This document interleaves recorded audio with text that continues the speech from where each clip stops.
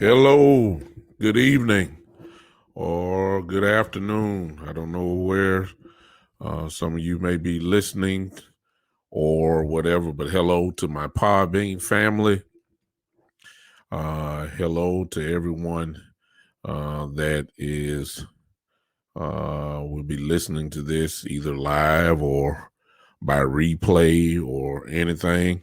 Welcome to the Big Time Show podcast. I believe right now that I am stepping into a little bit of deep water because, and for those that do not know, when you do a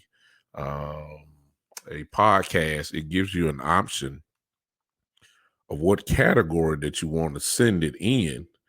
And for the first time, I just picked a society category. Usually I do sports. For those that don't know here, I am a sports podcast. But I deal in other issues. I guess you could say life issues. I could have put this in a life category as well, but I just chose society because what I want to talk about really deals with society. So I don't know. Nobody really knows me in this category, but in the sports category, I have a few people who listen to me on that. So for those that are in society, I won't venture here too long because really this is not what I do. But I had to come today because something is on my heart, and I just think that I just need to talk about it. So I'm going to put it out there. As most of you know, we are dealing in a very fragile time in race and society. And it just seems to be keep adding chapters to this long book that we have in this country, predominantly when it comes to the mistreatment of the African American race. And that has more to do with just in police. It's in corporate America. It's in universities. It's everywhere, whether it's physically or whether it's emotionally or verbally. It just seems that this country's history, the track record shows that the African American people have gotten the short end of the stick, per se. In the 30s, we got the short end of the stick. The 40s, the 50s, the 60s, the 70s, the 80s, the 90s, 2000s, now into 2010s, now into 2020s, and it seems like that the story of America is consistent. It has not changed to the point where I guess some may even argue now and say that it has changed. It's not as blatant, but the seed is still there. As long as the seed is there, there's a great chance that something can grow from the seed. And when it comes to race relations, racism, or mistreatment of African Americans, that seed has never died. And yet, year after year, we see examples of this that just continuously keep showing up. You by now, the George Floyd incident. By now, you know about the young man who got killed in Minnesota by the officer of 26 years who doesn't know the difference, it seems, between a laser gun and a real handgun. We saw what happened. You know what has happened. And it's mind-boggling. That's my intro. There's been something that has been sung in the African American community that the Caucasian community has not sung because it's a total waste of time. It's a song that is called, that was really birthed in the civil rights struggle in the 60s. We shall overcome. Our Caucasian brothers and sisters have not had to sing that. Well, they ain't never had nothing to overcome from. But black people have been singing this song and hadn't stopped singing it. It's a song that I guess in a sense galvanizes the emotions of our race. And for those of you who ain't caught on by now, obviously I'm an African American male. I'm quite sure you can tell by my tone and my accent and all that kind of stuff. Hello, Miss Ty, and hello, Mr. Raymond Morrow. I believe I pronounced your name right. Raymond, how you doing, sir? Where are you from? Just like to know, this is my first time in the society category. I'm a sports podcaster, but I had to come somewhere else. I just want to know where you're from, and thank you for popping in. It's a song that we have sung forever. And I'm just going to be honest with y'all. You know, I'm tired of singing it. I mean, this is what I want to get off my heart. I thank y'all for hanging with me for my intro. I really do. Thank you. But let me go and get to the meat of what I want to say. How long do we have to? How long does it take to overcome? I mean, come on. I mean, what does it? Let's use common sense. It don't take 70 years to fix a problem, don't? I mean, if it takes 70 years to fix a problem, then there must not be an answer. It don't take that long. It really don't. It doesn't. And for some reason, when it comes to black people in this country, we keep going over the same things, the same tragedies, the same emotions, the same results, the same problems for the last, somebody gonna say 400 years. I mean, too many lives have died. I mean, I'm sick of the same thing. I know everybody not going to agree with me. That's fine. I get it. I'm sick, but I'm just going to show you parts what I'm sick of. Look, I'm sick of marching. Look, I'm sick of marching over the same thing. Black people been marching for 70 years. We done marched 400 trillion miles across this country, just marching and chanting and picket signs. And we are doing the same things that our people did in the 50s and 60s. And I'm trying to figure out, why are we still doing the same thing? I'm tired of marching.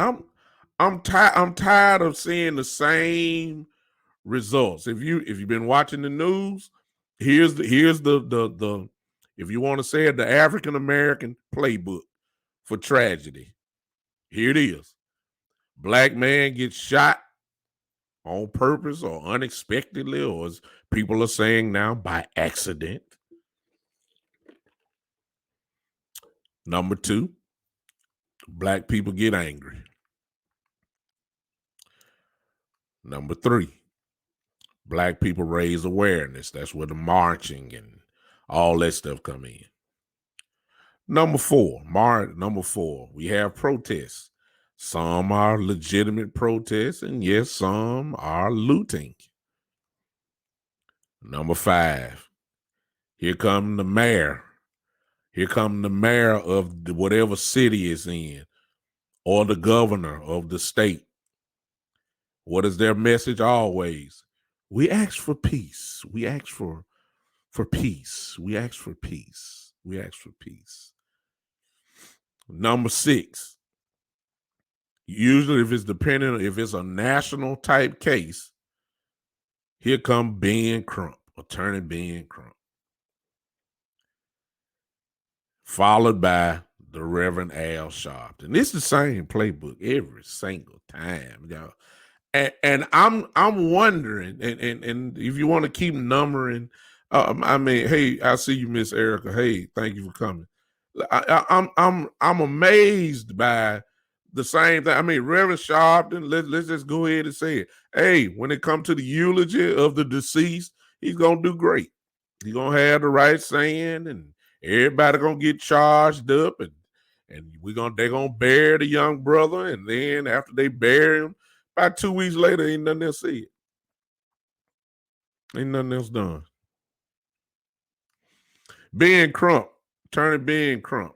I mean, I just want to throw this legitimate question. I mean, has he won anything? I mean,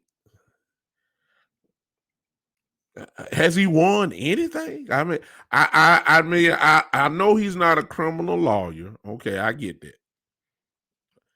I believe he's a civil rights attorney, not civil rights, but he handles those civil suits. I like to know what has he won, because I'm not seeing no results. I mean, he gets the exposure, and for some apparent reason, Ben Crump is the nation's black tragedy attorney for some reason. That's what I'm saying. And I'm trying to figure out why we keep doing the same things over and over again. And this playbook, I know some of y'all weren't thinking I was going this route, but I just got to say, this playbook is not working. It's not.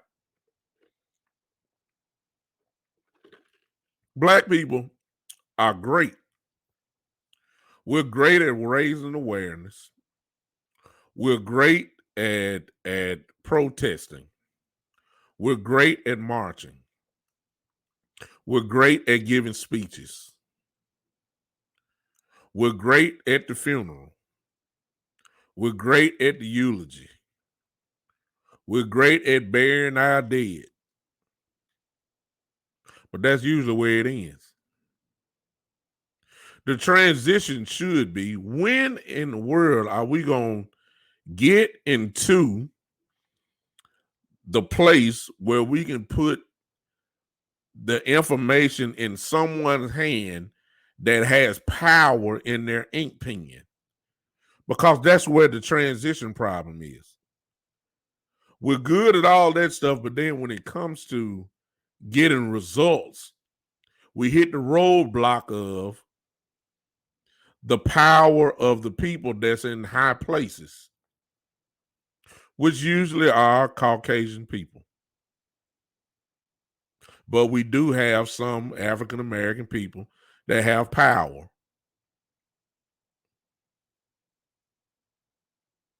But that's where the problem is, y'all. And some people gonna be listening to this later on. They don't like this kind of talk, but it's just the truth. See, you can't change nothing if the people in power got the same mindset as some of the people that did the horrible tragedy. You see what I'm saying? That they don't. If their mindset is they don't see problems, if their mindset is that they try to justify killings, if their mindset is that they have the door open to trying to understand the mindset, if we got judges in place that excuse or automatically jump on the side of the police officer, we really have an issue. That is where our problem is. And I don't know how it's going to get fixed, because we've been saying the same thing for the last 70, 60, 50 years. I mean, I'm personally tired of putting my hand in somebody else's hand and sway from right to left, singing "We Shall Overcome." I'm tired of it. I mean, I'm tired of swaying. I mean, saying How long we gonna keep singing it? How long do we gotta keep singing this stuff? How long do we gotta keep marching? I mean, how long? How long? I mean, where's the change? Where is it? Where's the difference? I don't see it. All I see is we get all this talk after somebody die.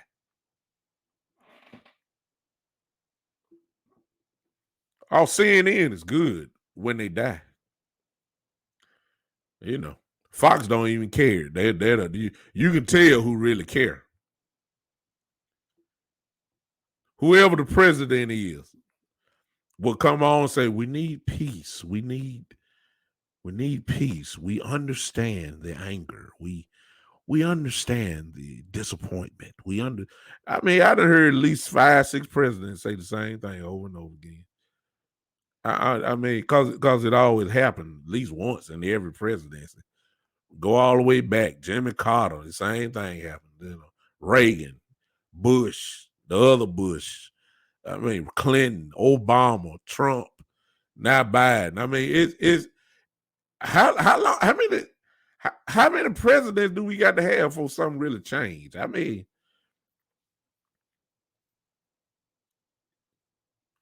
turn the other cheek. I ain't got no more cheeks. I don't have it. My cheeks gone. My cheeks are gone. Well, we need to do something about the police. You've been knowing it ain't done nothing. Start from the beginning. When they come in to do their interview, as great as the police departments are, as far as great as they are with background checks and things like that, before the person even sit down, they should already know about this person, going all the way back to elementary school, who they hung out with. Was their friends racist and all that? No, but these people that are doing the interviews, they're asking, very vanilla type questions. And these people that are being interviewed are skilled enough to get past it. Okay, they're skilled enough to get past it. And then you put these people on the streets because the interview, they was able to slide past and yes, sir, and no, sir, and give all the right, great answers and all that kind of stuff. All in the meantime, got a racist tattoo on their arm or on their back or on the inside of their forearm or something like that. And then you hire these people and put them in the streets. And sometimes you put them right in the middle of a predominantly African American neighborhood. You hired a white supremacist. You hired a skinhead. You hired this person. You see it. You hired them and they have a natural, keyword, natural hatred for black people. And you put them on the streets and give them a gun and a badge and a knife stick and pepper spray and a baton. And to them, it's almost like a kid in a candy store. You put them in those streets, knowing they're animals. Well, I'm sorry, maybe they don't know. Animals in the streets. And then we're surprised that a person can lay on somebody's neck with his knee for 9 minutes as if nothing is going on with their hand in the pockets. Like, we're really shocked. There's nothing that says about this person that says that they have any racism in them at all. Then you shocked when you see it. No, you just ignored it. You just ignored it. Steadily putting people in the streets that don't deserve to be put in those areas because they have a liking for being combative with something that they despise. And I don't want to hear that saying, oh, all cops are not bad. You're absolutely 100% correct. All cops are not. But let's just be realistic. There are some that are. There are plenty that are. And if you want to, let's not be naive. There are people that are being hired on the streets that do not like black people. Loyal card carriers of the Ku Klux Klan.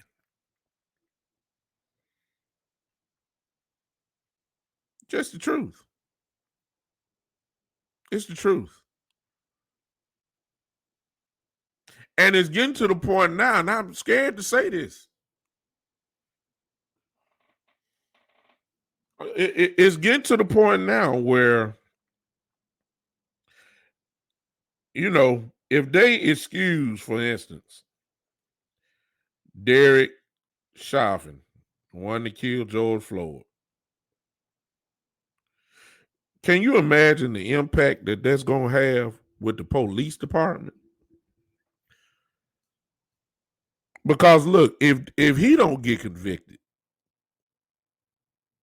no other policeman ever will. The world saw what he did to George Floyd. And if he doesn't get convicted, it's going to be open season on black people. Yeah, I said it. Because every policeman going to know that I can get away with it, like they always have. But I mean, there's never been nothing like this where the whole world see. And it's easy to see. And if he gets off, or even he just get a little slap on the wrist, police officers know that, my goodness, we can do anything. We ain't going to jail. We ain't going to lose our job. Isn't it amazing, all of you guys who may listen to this a little bit later on, isn't it amazing that you don't hear about black people, black officers killing innocent white people? That almost sounds strange, don't it? That almost sounds strange, don't it? It almost sounds completely strange that you don't hear black officers killing innocent white people. It's incredible. Why is that? All these years done went by. You really don't hear about it. Why is that? Because black officers know that if they did what white officers do to unarmed black people, they already know, number one, they're going to lose their job immediately. That's the first thing. Number two, they're going to get locked up. And watch this. It ain't going to take no 4-5 weeks either. It'll be the quickest open and ended shut case in police history. They know it. They don't go upside nobody's head innocent. Black officers don't do it. They know they can't do it. Now flip it. White officers don't know that. They just go ahead and do it. Warrant, they don't. No warrant, they don't care. They'll shoot a person in sleep, like Breonna Taylor. Y'all know the story. They take you out.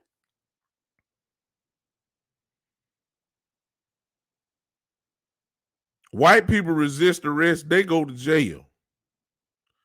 Black people resist arrest, they go 6 feet under.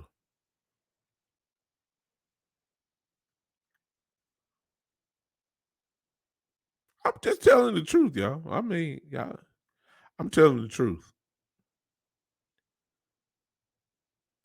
So I'm tired of singing "We Shall Overcome." I'm tired of holding folks' hand. I'm tired of marching. I'm tired of quote unquote turning the other cheek. I'm not suggesting I'm gonna do something. I'm just saying I'm not about to keep, black people have been trained tremendously, and this go back hundreds of years, that we're just supposed to be like human sponges and just accept it and pray to the Lord. And for those that don't know, I'm a gospel preacher. I'm an assistant pastor. That's been our answer to everything. Let's just pray about it. Let's just pray to the Lord. The Lord will fix it. Let's just pray about it. The Lord will handle it. He'll fight our battles. And I'm not disputing that at all, because all of that is true. But our God has also given us wisdom. God has also given us power in our mouth. God has also given us sense to try to do something, because that same Bible that we quote says faith without works is dead. We just got faith. When it comes to the work part, that's where we struggle at, because we just don't know what to do. We got faith. We got that handled. We believe. It's the faith without works. We just don't know where to start for the working part. We don't know, because we don't have people in position to help us to start this stuff. Nobody has paid the price for killing unarmed Black people. Nobody. No, look how many folks done had to die. And there's nothing has happened. All of these years, nothing has happened. Nothing. But excuses and justifications for why people had to die. He was a drug addict. That don't mean he had to die. He was high. That don't mean he had to die. If he was high, you just arrest him. He was resisting arrest. Call some more police in. If you 3 policemen can't handle that one Black man, y'all, they quick for getting the game. They'll be there in less than 30 seconds. They come from everywhere, blue lights everywhere. Call them in. If 3 of y'all can't get them, call 3 more. I guarantee you 6 of y'all should be able to handle them. He didn't have to die, though. Yeah, exactly, Miss Ty. Exactly. I'm tired of singing Mahalia Jackson songs. I don't know how y'all feel about it, but I'm tired of it. I don't want to sing no more Mahalia Jackson. Soon I'll be done with the trouble. I don't want to sing all that. I want to sing some Isley Brothers, Fight the Power. I ain't talking about no fists either. I'm just saying, fight the power. We got to transition. We got to figure out who that has power to change laws. That's the only way they're going to stop y'all. My thing is this: if you kill an unarmed Black person, it's just like the young lady who killed the brother from Minnesota who turned herself in. Isn't it amazing? Because the answer is right there. Now, if you know the story, and I'm quite sure most of you do, you know that she quit the job, right? And most would say the reason why she left the job is because she wanted to keep her pension. She's been on the force for 26 years. Right after that, the chief of police resigned also. Why is that? Because he wanted to keep his pension. Here's my proposal. If one of these people kill an unarmed Black person, whether it's whatever, like she said, by accident or you're charged and found guilty, since you're trying to save your pension, take the pension away. Give it to the family of the person that they killed. Oh, I guarantee you that'll stop people from pulling their trigger. See, there's no fear. There's no fear for killing black people. There's no fear. It's almost the American way. There's no fear for it. There has to somebody has got to make the police think before they get into those positions. That's the only thing that's going, because you're always going to be hiring racists on there. We can't avoid that. Look, if you're thinking that could be saved, as I was suggesting earlier, the interview process, look, if they ain't done it all this time, it's not going to happen. Sooner or later, you're going to have to make sure that they think before they pull the trigger. That's the only way. And since it's about money, maybe the threat of the money being taken away might be able to save a few lives. That's just my thought process. That's my thought process. I don't know if that is going to be the case or not. But something has to happen. And it needs to happen quickly. And I'm going to say this. It needs to happen before the verdict of the Derek Chauvin case happens. There needs to be a something that every police officer can see. Will it happen? I doubt it. But if this man, as I just said earlier, and I'll say it again, if this man is found not guilty,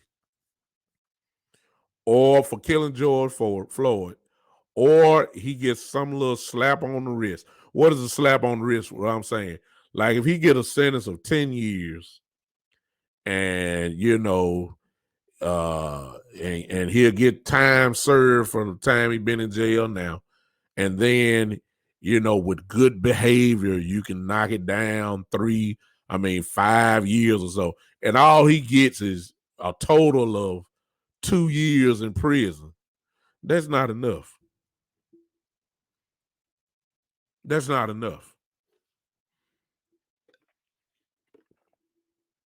Then police officers won't be scared. Somebody is going to have to, for the whole world to see, in particular police officers, that have a problem with black people. And there are many that do. They are going to have to, that's the only thing that's going to stop them. They are going to have to see somebody pay the price. And that's the only thing that's going to slow them down, because nothing else it will.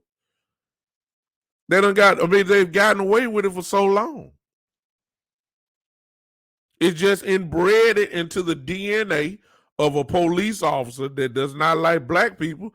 They just know that they can get away with it. It just didn't start now. It's been going on a long time. May I remind you of the 1960s? Do I have to put that image into your head? Do you remember black people being hunted down by German shepherds?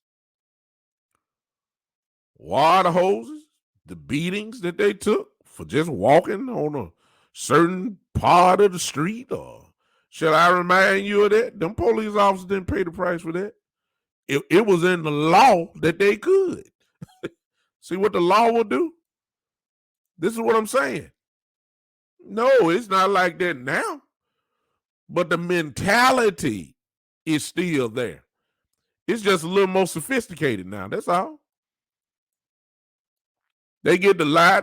Some of us don't even know what resisting arrest mean now. They'll just say you resisting. And some of them will use that as an opportunity to put their club upside your head.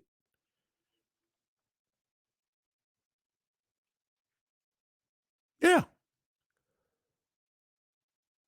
We dying now, and somebody gonna argue with me and say, well, he had a warrant on him. Okay. That's not the reason why he got pulled over. He got a warrant. I mean, he had a warrant, yes. And yes, he did resist the way. Yes, he pulled down. And somebody gonna say he should comply. Okay, I get that. I'm not gonna try to justify that. But I still have this question. Did he have to die? Or should the result of resisting arrest usually is jail time? Because that's a charge. The result is not death. No. When you get drunk or you're high, as they said about George Floyd, if you're high, doesn't that mean that they arrest you for being intoxicated?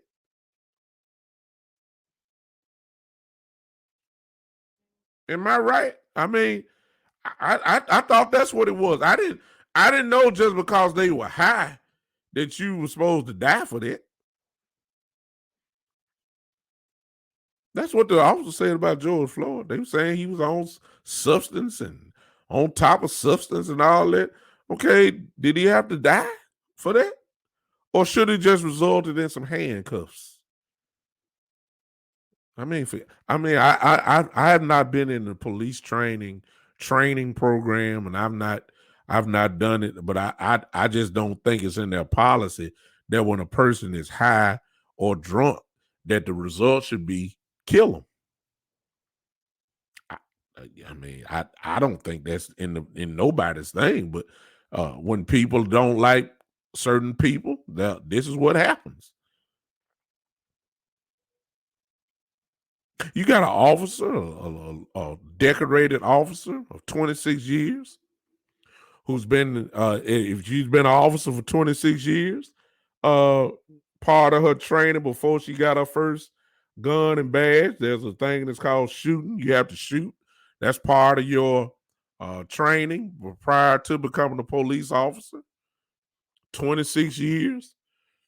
And you gonna sit there and tell me and expect me to believe that you didn't know the difference between a laser gun and a handgun?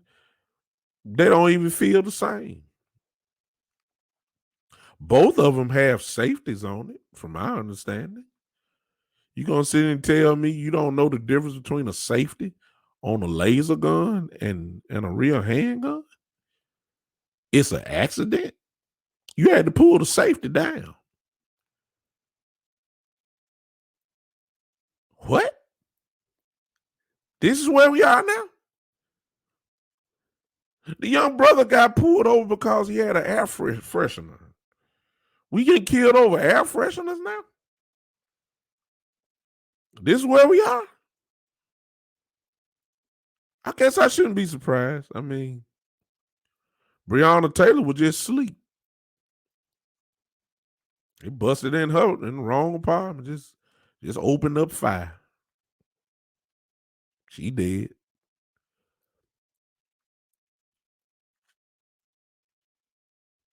People got loose cigarettes. They get chokeholds. He dead.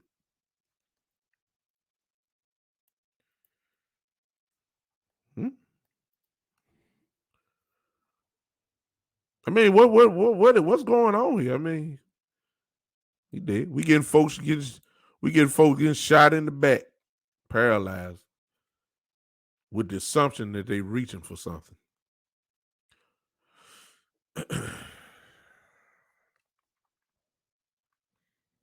Shouldn't be surprised, even though this guy is not a police officer, but he was a security guard. I mean, George Zimmerman walked away free. Trayvon Martin just had some Skittles and had a hood on his head. He dead.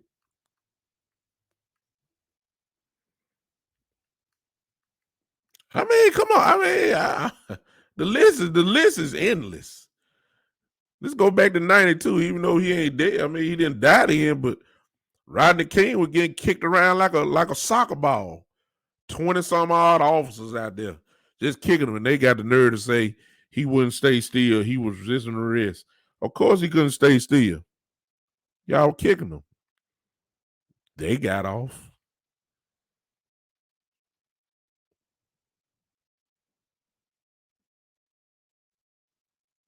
They got off. Y'all remember that? Y'all remember that? And to those that don't understand, stay on the sideline and just be quiet, because you don't know the pain. You don't know the conversations that Black fathers and Black mothers have to have with their Black children. The conversations that we have with our children are justified. And they are also conversations that Caucasian people do not have to have with their children. That's just the truth. You can say that's a racial comment. That's not racial. It's a truthful comment. You don't have to go through the A and Z's about Black people in police, because you never had to experience those type of things.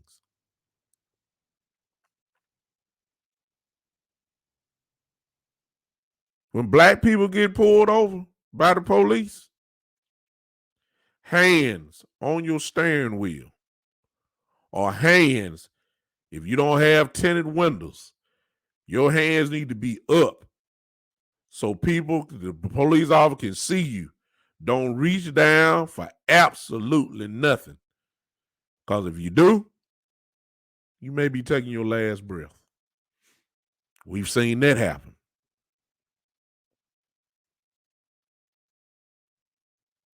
When they ask you a question, yes, sir. No, sir. Yes, ma'am. No, ma'am. Make no difference how old you are. You got to show respect. Because if you don't, they'll snatch you out that car and beat the living hell out of you. You better. I'm just trying to help somebody. If you're doing anything, hello, Boney and Mr. A, I see you. If you're doing anything, when the police pull you over, if you're Black, if you're doing anything, stop it. Don't reach for your phone. Don't try to look.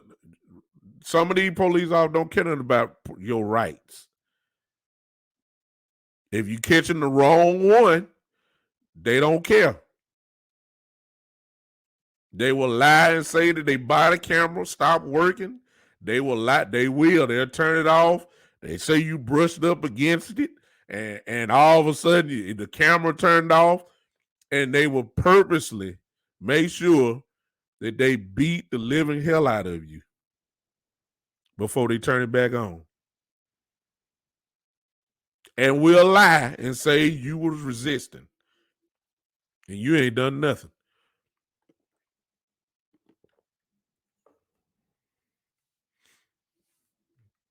I'm just telling you the truth.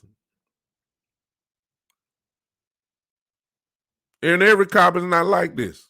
But please, let's not be naive. There are many on police forces that are doing this. They have an itchy finger for Black people. It don't have to be a gun. They'll take that baton and go right upside your head. They will pull you over knowing that you ain't done nothing but speed. You going 45 in a 35. They will pull you over, strip your car down, acting like you got something just because you look like it. Then make you pick it up before they drive off. If they ain't find nothing. Let's just be honest. Let's go deeper. You got some that will plant something in your car. It's rough. I mean, this is what Black people have to go through. We can't wear hoodies. I mean, that's how you buy them in the store, right? So, a lot of jogging suits come with hoods. A white person wearing a black jogging suit with a hood, police don't even say anything. They just look at them. Hey, how you doing? Have a good evening. God, okay. Yeah, have a good day. Where you going? Down there. Okay, take your time. Black person with a black jogging suit with a hoodie. Oh, they drive slow behind you because you look suspicious. Where you going? I live right down the street. Let me see your ID.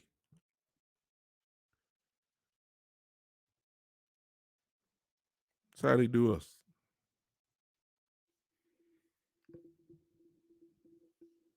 And I'm tired of singing "We Shall Over." I'm tired of it. This is how it starts. I'm sick of it. I'm really becoming very. I'm sick of it, and I'm trying to figure out when it's going to ever end. And I'm a man of faith, and I'm serious. Racism was in the Bible days.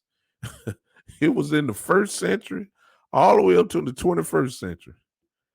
I don't think it's gonna die. Racism, especially in the United States, is really in the DNA of America, and it just shows up in different ways. Do you know that it's just so wide open now that the Ku Klux Klan don't even need hoods no more? Charlottesville showed us that. Openly walk down the street. Ku Klux Klan members wear suits now in corporate buildings. They systemically show prejudice against you. In the police department, that ain't changed too much. We get to see glimpses of this. We saw it with George Floyd. We saw it just a couple days ago. We've seen it throughout the decades, and I'm trying to figure out, okay, when is all this gonna change? When is this gonna when is something gonna happen here? And I don't think it is. I don't think it is. Because of what I just said earlier. It's in the DNA of America.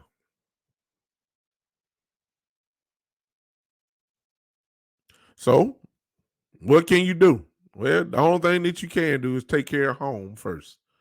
If you have children, if you have young black men in your house, or if you have family members, you better start having these talks with these young gentlemen now.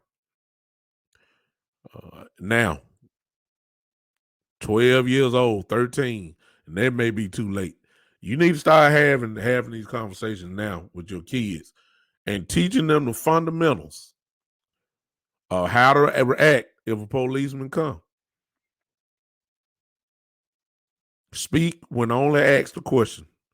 Don't volunteer anything. Yes, sir. No, sir. No, sir. If he talking bad to you, no, sir. Don't reach for nothing. If you got your license in your side pocket, you better tell them that, sir, I cannot reach. My license is in my side pocket or my back pocket. I don't want to reach down because I don't want no presumptions here. If they got to get it out themselves, let them get it out. Do not reach down. If they come to your driver's side, your right hand, you better make it visible so they can see it. Of course, your left hand, but you better not be reaching down for absolutely nothing.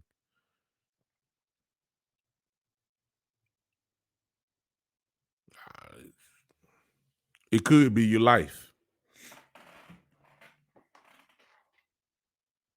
This is what's going on with us right now. And it's a shame. And it just don't seem to be getting any better because everybody is justifying stuff. Everybody wants to justify. Yeah, he should. Yeah, if he wouldn't have resisted, if he would have just obeyed or complied, which is always the answer. If he would comply, I don't care if he didn't comply. It don't mean the man had to die.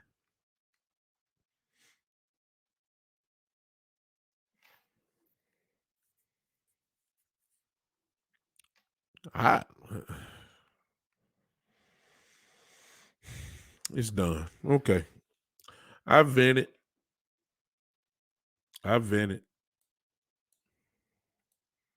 I vented. We're still going through the same things that Dr. King went through in 6 days, who seems to be our ultimate hero when it comes to these type of issues. We are still talking about things that he talked about in the 60s. And it's still, the conversations are just as fresh as they were in the 60s, which means if I'm still talking about the same things, that means ain't too much change went on. Dr. King was talking about the mistreatment of black people. Malcolm X was talking about the mistreatment of black people. It's the same thing going on now. I mean, like, both of them died in the 60s. I mean, here it is 50, 60 years later. I mean, huh? I mean, what? But I guess I close on this. I guess I guess it shouldn't be surprising since it took this country a long period of time where we had to get a civil rights bill. Y'all hear what I just said? A civil rights bill. In other words, we need some laws for y'all to be civil to us. You know, like going to the bathroom. We shouldn't have to. We just want to use the bathroom. You know, we just want to eat food in the same restaurant. We don't want to go to the back of the building to eat. You know, civil rights. You know, I can walk on this side of the street. I mean, everybody else walk on it. You know, just civil rights. You know, just civil. You know, I'm in my suit. I just got out of church, and I just don't think I should have a bucket of urine poured on me when I marched with my wife uh in protesting. I just, those are civil rights, you know. And it took this country into the 60s to say, you know what? Y'all right. Y'all deserve civil rights. Y'all should be able to use the bathroom, whatever bathroom y'all want. Yeah, you're right. I mean, it took long enough for us to vote. This is happening in the 60s too.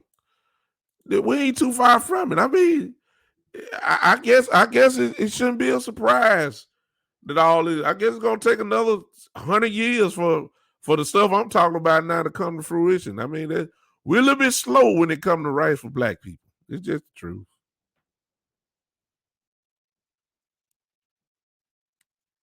And then as soon as you get the votes, and as soon as you get stuff that's for black people, they get right back in the boardroom trying to tear it down. See Georgia for that. All people came out and voted. What happened? Changed the state blue and for Democrats. And then as soon as the presidential election was over, they having meetings trying to figure out how they can suppress the vote. I mean, come on. I mean, I ain't making this up.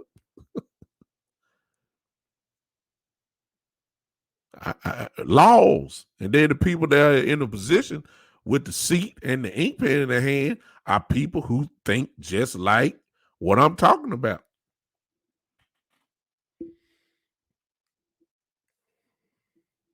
So, God bless y'all on today. Thank you for listening to my venting. Uh, y'all can say, I'm not telling you not to sing We Shall Overcome and soon I'll be done with the troubles of the world and all that kind of stuff. If that's what you want to sing, if you get unity out of that and you feel strength in that, then you do what you have to do for you. I was only speaking to myself. I don't want to hold your hand. I don't want to sway from right to left, singing "We Shall Overcome." I don't want to. I don't even want to do it. I don't have Negro spiritual in me right now. I got Isley brother in me. Fight the power. That's where I am. I don't have, I don't have this Mahalia Jackson turn the other cheek, swing low, sweet chariot type attitude right now. I don't have it. I don't have it. I was raised in that. I don't like it. Forgive me. I just don't feel like it should take 80 years to fix a easy problem. All they tell me is if we got the same problems from the 60s and the 50s and all they tell me is somebody don't want to fix it. That's all they tell me. Because America moves quickly. Y'all see how quickly most of y'all got the stimulus checks? It really didn't take that long. They made up money, printed money they ain't have, put it in your account overnight because they wanted to fix it. See how quick, easy and quick that took? Some of you done had 2 or 3 stimulus. Just that quick. Just that quick. Because they wanted to fix it. The same way they put that in the law can be the same way they can put in law about the treatment of African Americans. They don't want to fix it. And don't be fooled by Democrats. And I'm a Democrat. They know what they can do to fix it too. They ain't doing it. Because it's in the DNA. It's in the DNA. It's in the DNA. It's hard to get it out your DNA. The lie from the beginning. We hold these truths to be self-evident that all men are created equal. And all the people that wrote they were slave owners. July 4th, 1776, that was written. We call it the Declaration of Independence. July the 5th, 1776, after they said, we hold these truths to be self-evident that all men are created equal. The very next day, black people were still slaves. It wasn't written for us. I don't know why we keep quoting it. We weren't included into that equation. We weren't. Not if you just not getting a civil rights bill in the 60s. I just said 1776. The civil rights bill was in 1964, I believe. Wait a minute now. We talk about almost dang near 100 years before they finally caught up and just say, hey, we want to be civil. What happened to civil? All men. Oh, my fault. We weren't considered all men. I'm sorry. We were considered to be 3/5 of a man. Oh, okay. Yeah. That explained it. All right. See, some of y'all mad at me. Let's just replay now. It's just the truth. It wasn't written for us. It wasn't written for us. It wasn't. That's the original lie. And everything else has been built off that lie ever since.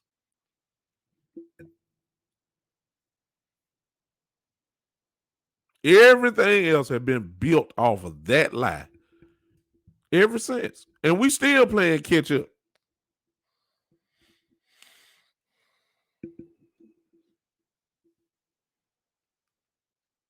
Y'all go ahead and sing it. Y'all look. It's during the time when you hear the song the most. It's there. You'll hear it. You'll hear it. You'll hear it in churches throughout the country. This is when we love to sing "We Shall Overcome." We're singing loud and strong. The emotion, the fervor of black people. All of it. We'll sing it hard. Altar calls will be full. Begging the Lord for the 89th year. Lord, just open their eyes, and Lord, open up their hearts. Oh Lord, change and prick minds. Lord, deliver us from our oppressors. Been praying the same prayer for the last 100 years. 400 years. Everybody not God's child, okay? Some of them, the Bible says, are children of the devil. We have this distorted view of Christianity. Christianity, some believe in white supremacy. Christians. We still arguing over the point of what color was Jesus. Come on now. We still misinterpreting scriptures. Some preachers walk around saying this is what the Bible said about slavery. See, it was right. Children, obey your master. See, right there. See it? Slavery was right. That's what they say. We still are. It's just messed up from the beginning. And all it is it's just being passed down. That's all. It's being passed down. So the DNA is incredibly strong. Y'all watch your timelines.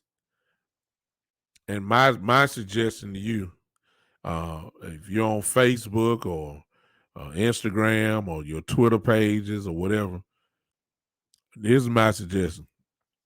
And I have to practice this myself. You better start guarding your own heart. In other words,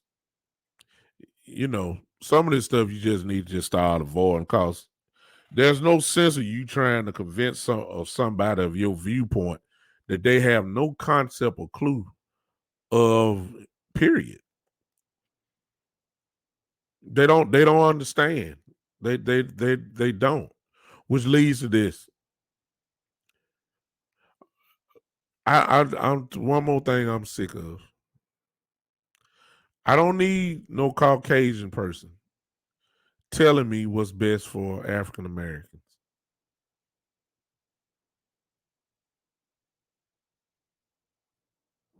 Because you don't know nothing about it. We can't talk about what you haven't experienced. You can't talk about the inside from the outside. You got to be in it. And some folk think that just because they know all the good R&B songs and can sing along like a karaoke machine, or if you know all the rap songs, and if you got a little swag about yourself, I think you think that qualifies you as being somewhat hip and black. No, sir. No, man.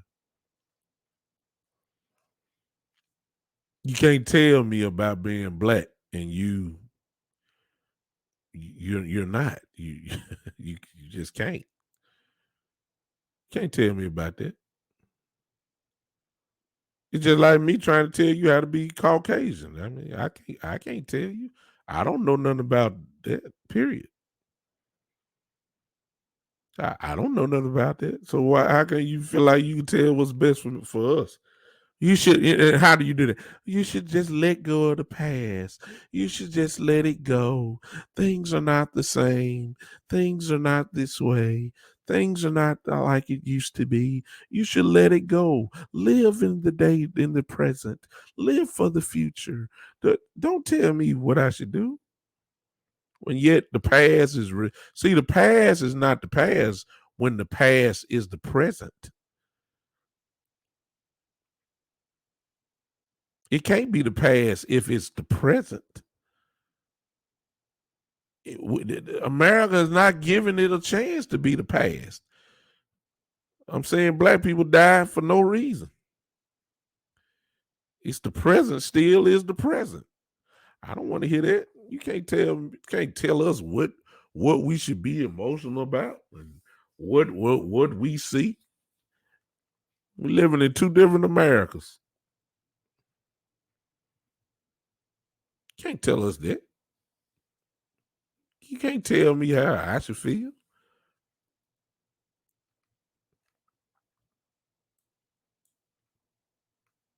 You can't tell us how they feel. No, no, you and be careful. Folks trolling you. Folks troll you and I. Don't. If you ain't said nothing about the black people when something like this happened, but you wanna get all sympathetic when people in Colorado is shot and died, you know, and you ain't said nothing about black people. So it's easy. Go down your timelines. See if your Caucasian people have said anything about these deaths. And if they have, notice their tone. Are they justifying it?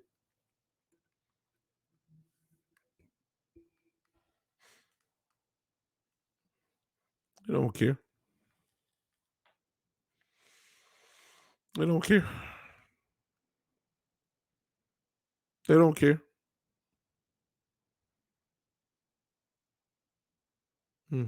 Okay. Black folks know. Black folks know.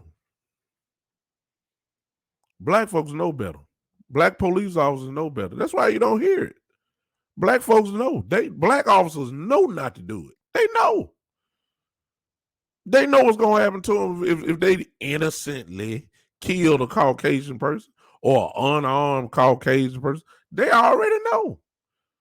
That's why you don't see it happen. All these police departments all across the country, you don't never hear it. From the East Coast to the West Coast, you don't hear about the black officers doing this to white people. You don't hear it because they just automatically know what's going to happen because they know it's racial. Oh, Lord have mercy. While we praying, we better be trying to figure out how do we get some of this stuff in the hands of people who have some power that support black people.